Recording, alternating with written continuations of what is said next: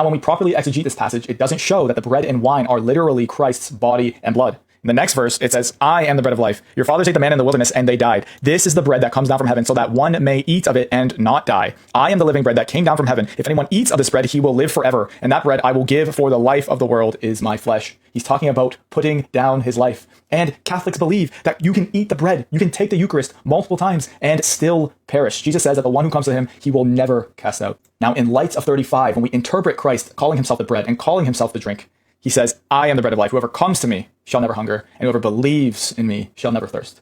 Come to Christ, believe in him, and put your faith in him alone for your salvation, not partaking in a heretical version of the Eucharist. Wow, he actually just made a good point. If John chapter 6 verse 51 ends at verse 51, Jesus is actually not teaching that you have to eat his flesh. You made a really good point. But unfortunately, my man, it doesn't end in verse 51. There's actually 8 more verses after that. Wow, would you look at that? That's kind of crazy. Now, when we actually keep reading, John records the interpretation of what the Jews just heard Jesus say. How can this man give us his flesh to eat? Now, Jesus hears this interpretation, and he understands what the Jews are thinking. They're literally thinking that Jesus just told them he's going to give the Jews his literal flesh for them to eat. Now, what Jesus can do here, if he wants to stop this interpretation of people literally eating Jesus' flesh, what he could have said is, hey guys, you took it wrong. I'm actually giving an analogy about how I'm going to give up my life. No!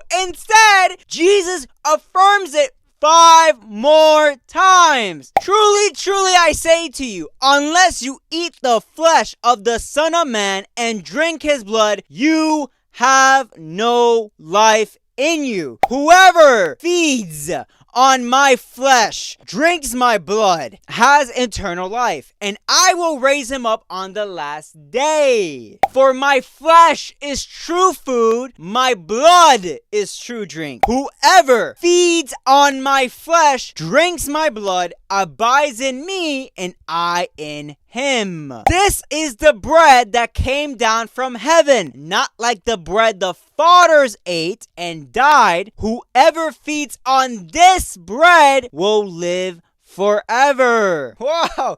Wait. Jesus, hold on. Aren't you supposed to tell us that it's actually an analogy and they're interpreting correctly? No. Jesus doesn't do this. Jesus understood their interpretation. Instead of correcting them, what he does is double down. Unless you eat the flesh and drink Jesus' blood, you have no life in him.